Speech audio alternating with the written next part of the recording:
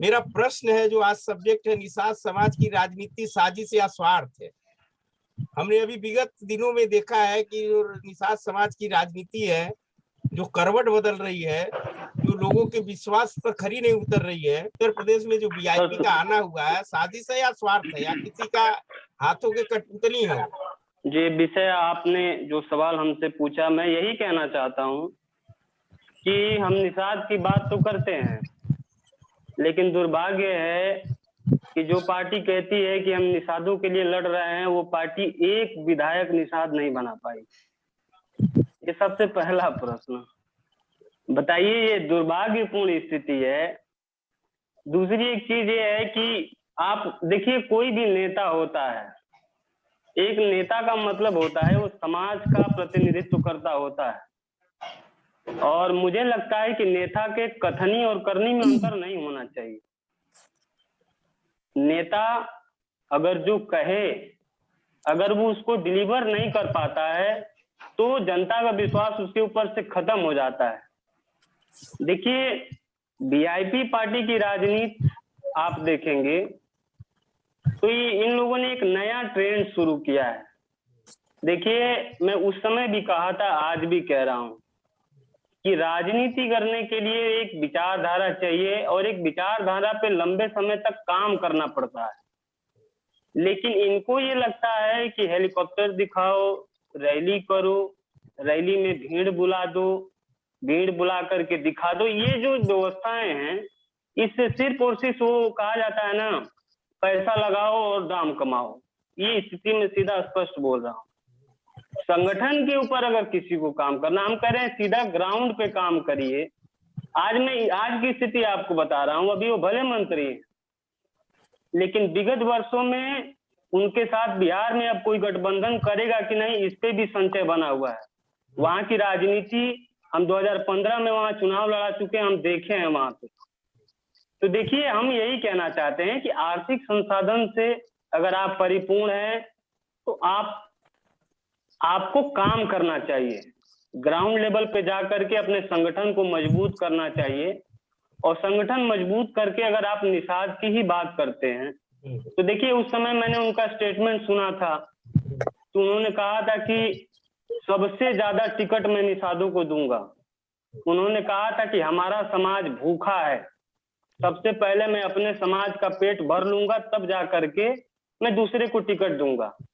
लेकिन स्थिति क्या आई, इनको 11 सीटें मिली, 11 सीटों में 6 सीट ये फॉरवर्ड को दे दिए, 3 सीट पे 10 सीटें मिली, सॉरी 6 सीट फॉरवर्ड को दे दिए, 3 सीट निषाद में, 1 सीट वो खुदे लड़े, और 1 सीट उन्होंने एससी समाज के लोगों को दिया। तो देखिए, हम यही कहना चाहते हैं कि अगर आप कह रहे हैं कि हम निषाद समाज के लिए राजनीति कर रहे हैं, और निषाद समाज हमारे लिए सर्वोपरि है, अगर आप कहते हैं कि हमारे पास बहुत पैसा है, बहुत संसाधन है, तो हम एक ही चीज कहते हैं कि अपने भाइयों को आप टिकट दीजिए। अरे, चुनाव की सच्चाई यही है कि पैसा ज्यादा खर्चा होता है, तो बाहुल्य सीटों पर अपने लोगों को आप टिकट दीजिए, उनको फाइनेंस करिए, उनकी मदद करिए। ज्यादा से ज्यादा लोग जीत करके जाएंगे, वो आपके साथ खड़े रहेंगे, आप भी मजबूत होंगे, समाज भी मजबूत होगा। लेकिन आज की स्थिति में देखिए, अगर वो समाज के लोगों को जिताए होते वहां, आज उनके जो विधायक हैं, मैं अपनी बात नहीं कर रहा हूँ, वहां के राजनीतिज्ञ, जो मीडिया भी कह रही है कि उनके विधायक उनके बस में नहीं, अगर वो समाज के लोग जीत करके गए होते और उनको वो मदद किए होते, तो उनके साथ वो मजबूती के साथ खड़े होते। दूसरी एक चीज देखिए, मुद्दा देखिए, ये पार्टियों का उदय तो बहुत तेजी से हुआ है, और ये पार्टियां इसलिए खत्म हो रही हैं कि देखिए, इनकी आइडियोलॉजी जो है वो सही नहीं है, इनके पास कोई विचारधारा नहीं है। आज देखिए, लोग कहते हैं कि पैसे से राजनीति होती है। कांग्रेस पार्टी से ज्यादा पैसा हिंदुस्तान में किसी पार्टी के पास नहीं है, उससे बड़ी संसाधन वाली कोई पार्टी नहीं है।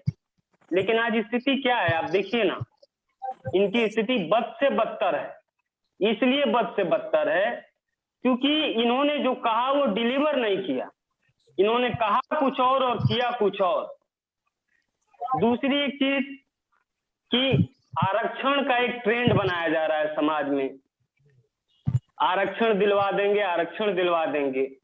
जब आप उसी ट्रेंड से आए हो और बिहार में मजबूत नहीं मजबूर सरकार है, कहा जाता है कि मजबूत सरकार रहती है तो आप कुछ नहीं कर सकते हो क्योंकि आपका बसे नहीं चलेगा।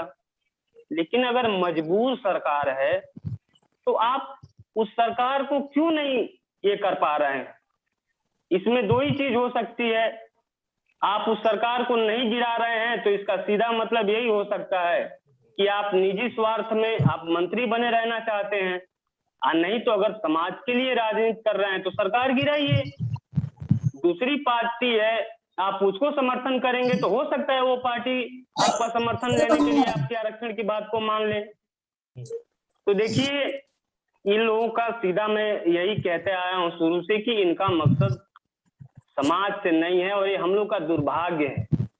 देखिए, इसको मैं निषाद समाज का दुर्भाग्य मानता हूं कि जिस समाज की आबादी 22% है, आज वो समाज की स्थिति ये हो गई है कि समाज को बिकाऊ कहा जा रहा है। ये समाज बिकाऊ नहीं है। मान्यवर कांशीराम ने कहा था कि जिस समाज का अगुआ, जिस समाज का नेता बिकाऊ निकल जाता है वो पूरा समाज बिकाऊ हो जाता है। तो समाज हमारा खराब नहीं है, ये लोग बिकाऊ, ये लोग अपना ईमान बेच देते हैं, ये लोग नहीं लड़ना चाहते। देखिए, हम लोग को कहा जाता है, देखिए जय हिंद समाज पार्टी और हम लोग एक विचारधारा पे काम करते हैं। हमारे नेता ने शुरू से एक बात कहा है कि हम आरएसएस और बीजेपी के साथ हम कभी गठबंधन नहीं करेंगे। हम राजनीति छोड़ देंगे, घर बैठना पसंद करेंगे, लेकिन हम उनका समर्थन नहीं कर सकते हैं जिन्होंने इस देश की सारी व्यवस्थाओं पे कब्जा करके रखा है। आप हमको बताइए, इस देश में नौकरी सबसे ज्यादा कौन सी बिरादरी के पास है? इस देश में जमीन सबसे ज्यादा कौन सी बिरादरी के पास है? इस प्रदेश में 1700 थाने हैं, सबसे ज्यादा कौन सी बिरादरी के लोग हैं? इस देश में जुडिशरी है, न्यायपालिका कौन सी बिरादरी के लोग हैं? आप बताइए, बड़े बड़े बिजनेसमैन कौन सी बिरादरी से हैं? ठेकेदार कौन सी बिरादरी से हैं? बताइए, जो बिरादरी मजबूत है आप उसी को समर्थन करके वोट दिलवा करके उसकी सरकार बनाएंगे तो बताइए वो समाज कमजोर हो जाएगा कि वो और मजबूत हो जाएगा? तो वही कहा जाता है कि सांप को दूध पिलाएंगे तो सांप पहले छोटा सांप रहता है तो धीरे धीरे डसता है। अगर सांप को आप घी दूध पिला करके अजगर बना देंगे तो पूरी शरीर के साथ निगल जाएगा। आज यही स्थिति समाज की हो रही है। देखिए, आरक्षण की बात कर रहे हैं हम लोग, आप हमको बताइए, अभी ओबीसी का आरक्षण हम लोग को मिल रहा है। 69,000 शिक्षकों की भर्ती आई थी, मिलना चाहिए 26,000, मिला कितना? 4,000, क्योंकि जो बांटने वाला है वही बेईमान है। दूसरी एक चीज, आरक्षण से ही जितना आरक्षण को पेश किया जा रहा है कि आरक्षण से समाज बहुत सशक्त हो जाएगा, तो आप हमको बताइए ना कि यादव समाज इस देश में रहता है, उसको कौन सा आरक्षण मिला है कि आज वो सशक्त हो गया है? उसे तो ओबीसी का ही तो आरक्षण मिल रहा है।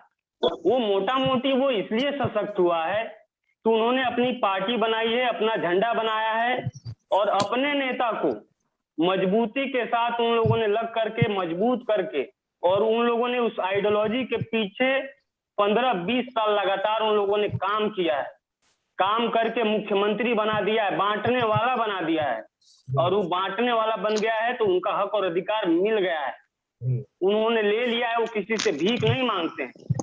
दुर्भाग्य इस विषय का है कि जिस समाज की आबादी 22% है वो समाज पिछलग्गू बना हुआ है, जाके भीख मांगता है, और जिस समाज की आबादी 3.5% है आज उस देश पे राज कर रहा है और हम लोग जाकर के उन्हीं से भीख मांग रहे हैं। ठीक है। तो देखिए, इन नेताओं के कथनी और करनी में अंतर है। दूसरी बात, हम लोगों से कोई पूछता है तो देखिए, हम लोगों ने सितंबर में 2019 में बलहा में उपचुनाव हुआ था, वहां हम चुनाव लड़ाए थे। कि उत्तर प्रदेश में जो तमाम जो निषाद समाज की जो पार्टियां हैं, राजनीतिक पार्टियां, जो माहौल है उत्तर प्रदेश में, कहीं ना कहीं वो छवि जो है समाज का धूमिल होते जा रहा है और ये टोटल यहाँ समाज पीछे हो गया और पार्टी और मुखिया आगे हो गए। देखिए सर, सबसे पहले तो मैं इस संबंध में यही कहना चाहता हूँ कि यहाँ स्थिति ये हो जाती है समाज की जैसे मान लीजिए कि इस समय माहौल बीजेपी का चल रहा है। देखिए ओरिजिन पे अगर समाज जाए, देखिए जो बौद्धिक तबका है, मैं उनको कहना चाहता हूँ, पार्टी दल से अलग हट करके एक बात कहना चाहता हूँ कि सबसे पहले तो एक जो शिवगुफा छोड़ा गया है भारतीय जनता पार्टी के द्वारा कि नहीं तुम जाओ जाकर के आरक्षण की बात करो और उसी पे समाज वोट देगा। देखिए इसका लाभ कौन लेके जा रहा है? देखिए मैं इस बात को हमेशा कहता हूं कि हमें लड़ाई लड़नी है तो सबसे पहले तो हमें आइडेंटिफाई करना पड़ेगा कि हमारा दुश्मन कौन है। दुश्मन कौन है? जब तक हम ये पहचान नहीं पाएंगे कि हमारा दुश्मन कौन है, आप लड़ेंगे किससे? तो देखिए एक बात ये कही जा रही है, देखिए यादव, मुलायम सिंह यादव की बात की जाए चाहे लालू प्रसाद यादव की बात की जा रही है, एक बहुत बढ़िया कॉन्सेप्ट आपने रखा, मैं उसी पे मैं अपनी बात रखता हूँ, फिर इस संबंध में मैं आऊंगा कि ओबीसी नेताओं को उनके जाति से क्यों जाना जाता है। देखिए ये यादव समाज के जो नेता हैं इनके बारे में ये कहा जाता है कि सारा हक खा गए। साहब सारा हक खा गए तभी तो आपने उनको हरा दिया। सारा हक खा गए, एक गलती थी तभी ने आपने उसको हरा दिया और वह हार करके सत्ता से बाहर चले गए। लेकिन उन्होंने लिया क्या, सबसे पहले तो ये जानना है। मान लीजिए कि लालू प्रसाद की यहाँ सरकार रही, देखिए मैं उस पार्टी का ऐसा नहीं है कि मैं उनका समर्थन कर रहा हूँ, ऐसा नहीं कह रहा हूँ, समझने हाँ कि अब जैसे ओबीसी तबका में अगर मुलायम सिंह यादव यहाँ नहीं होते, मायावती अगर नहीं होती तो ओबीसी समाज के लोग आज कुर्ता पजामा पहन के राजनीति नहीं कर पाते। ये सच्चाई है, इसको कोई माने या मत माने। बिल्कुल सत्य बात है। बिहार की भी यही सच्चाई है कि वहाँ 4 नेता ओबीसी के नहीं होते, लालू प्रसाद यादव, रामविलास पासवान, शरद यादव, अगर ये 4 नेता वहाँ नहीं होते तो वहाँ के भी ओबीसी तबका के लोग नेतागिरी नहीं कर पाते, अगर करते तो मार दिए जाते। तो हम ये कहना चाहते हैं कि ये हक खा गए तो कितना खा गए। मैं मान लेता हूं कि हक खा गए तो नौकरी में कुछ अपने लोगों को भर्ती कर लिए, लेकिन सबसे ज्यादा कब्जा किसका है? आज बीजेपी की सरकार है, आप हमको बताइए कार्यपालिका में सबसे ज्यादा किसका कब्जा है? यादव का कि ब्राह्मण और ठाकुर फारवर्ड का है? विधायिका के ऊपर सबसे ज्यादा कब्जा किसका है? फारवर्ड का सबसे ज्यादा कब्जा है। न्यायपालिका है, न्यायपालिका में सबसे ज्यादा कब्जा किसका है? फारवर्ड का है। मीडिया की आप बात कर रहे हैं, मीडिया में भी सबसे ज्यादा कब्जा किसका है? एक एडिटर ओबीसी समाज का, एससी समाज का नहीं है। वो कैसे नेता बनाएंगे? अभी इंजीनियर साहब कह रहे थे, मैं इनकी बात से असहमत हूं, इसलिए मैं असहमत हूं कि ये कह रहे थे कि उनके नेता जाति का नाम लेकर के काम नहीं करते हैं। साहब ये लोग का कथनी और करनी दोनों में बड़ा अंतर होता है।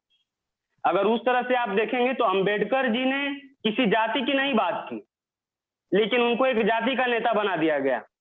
लोहिया समाजवाद की बात करते थे, वो किसी जाति की बात नहीं करते थे, लेकिन उनको भी एक जाति का नेता बना दिया गया।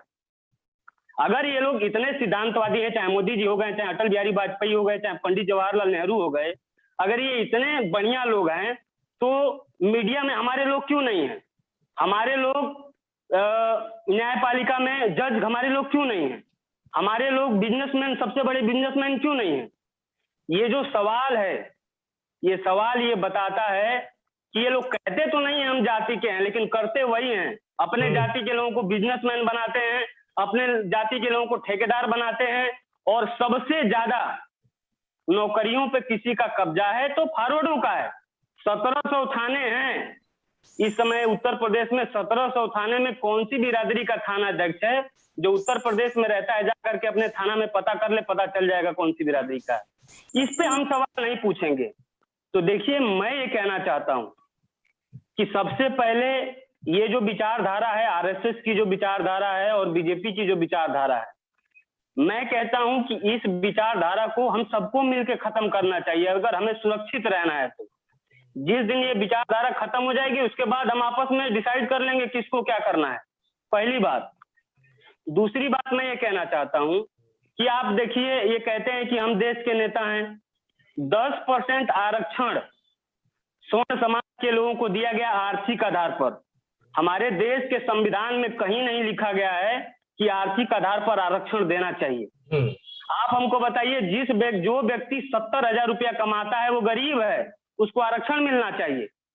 जिस आदमी के पास 5 एकड़ जमीन है वो गरीब है, उसको आरक्षण मिलना चाहिए। आप जरा सोचिए कि 10% लोगों को इस देश में 72 घंटे के अंदर आरक्षण दिया गया, यानी 90% लोगों का अपमान इन लोगों ने करने का काम किया। लेकिन वो इसलिए कर पाए क्योंकि वो जानते हैं कि छोटी छोटी बात पे लड़ने वाले लोग हैं। तो देखिए, मैं यही दूसरी एक निषाद समाज पे मैं आता हूं कि 2019 में निषाद समाज का इस समय स्टैंड क्या होना चाहिए। मैं स्पष्ट इस बात को कहना चाहता हूं। आप पार्टी दल बात किया जाए, चलिए कोई बात नहीं, लेकिन आप हमको बताइए कि सपा ने आरक्षण देने की बात की, उसने नहीं दिया, हम उनको हरा दिए। बसपा ने आरक्षण देने की बात की, नहीं दिया, हमने उनको हरा दिया। बीजेपी ने भी 2019 में हमारे समाज के लोगों को कहा कि आरक्षण देंगे, उसने नहीं दिया। आदित्यनाथ योगी ने कैबिनेट की बैठक बुला करके कह दिया कि हम तुमको आरक्षण नहीं देंगे। आप हमको बताइए, तो समाज का इस समय स्टैंड क्या होना चाहिए? समाज का स्टैंड यही होना चाहिए कि उसको अपनी ताकत इकट्ठा करके इनको हराना चाहिए। मैं इसलिए कहना चाहता हूं कि जब हराएंगे तभी ये दलाल नेता खत्म होंगे, जो आज जाकर के बीजेपी को कहते हैं कि ये तो सब समाज हमारे जेब में है, आप हमको व्यवस्था दे दो, हमारे परिवार को व्यवस्था दे दो। तो जानता है कि इसको हम व्यवस्था दे देंगे तो इसका समाज तो मुर्दा है, नहीं देगा इसको, क्या जरूरत है इसको आरक्षण देने की। तो हम कहते हैं कि मेन ओरिजिन में हम लोग जाएं। जब हम लोग इस बार सारे लोग मिलकर के जब इनको हराएंगे तब जाकर के इनको हमारे वोट की ताकत का एहसास होगा और इनको एक बात समझ में आएगा कि निषाद समाज में एक बौद्धिक तबका भी हुआ है, जिसका अगर काम नहीं होगा तो किसी नेता के पीछे ना जा करके वो सीधा हमको हराने का काम करेगा। ये पहली बात। दूसरी एक चीज देखिए, हम लोग की पार्टी की बात की जा रही है, विचारधारा की। देखिए, होता यह है कि हम लोगों की पार्टी की विचारधारा शुरू से रही है कि हम लोगों ने आज तक अपने मंच पे पंडित ठाकुरों को बैठने नहीं दिया। ये मैं खुले मन से इस बात को कह रहा हूं। हम लोगों ने किसी फॉरवर्ड को अपनी पार्टी में आज तक सदस्यता तक नहीं दी, लड़ाना तो दूर की बात है। दूसरी एक चीज मैं ये कहना चाहता हूं कि आइडियोलॉजी हमारी इसलिए नहीं दिखती है क्योंकि हमारे पास उस तरह का संसाधन नहीं है। अगर हम संसाधन परिपूर्ण होते और ये बात को बड़े पैमाने पर समाज तक लेके जा पाते तो लोगों को समझ में आता हमारी विचारधारा। लेकिन क्योंकि हम उसमें असमर्थ हैं, इसीलिए हम लोग अपनी विचारधारा समाज को नहीं बता पाते हैं। और हम लोग प्रयास कर रहे हैं कि इसके ऊपर भी हम लोग काम कर रहे हैं, जल्दी इसके ऊपर सफलता मिलेगी। तो मैं देखिए यही कहना चाहता हूँ लास्ट में, जड़ पे जाओ, तने पे मत जाओ। जड़ क्या, जड़ को पकड़ो। जड़ को पकड़ोगे तो आपका कंफ्यूजन खत्म हो जाएगा। और जड़ यही है कि सबका नाश करने वाली पार्टी भारतीय जनता पार्टी है। और अगर ये आरक्षण नहीं देती है तो पार्टी दल अलग हट करके आप लोग इनको हराने का काम करिए। जिस दिन इनको हराएंगे, इनको झक मार के हमारा अधिकार देना पड़ेगा। बहुत बहुत धन्यवाद। बहुत बहुत धन्यवाद।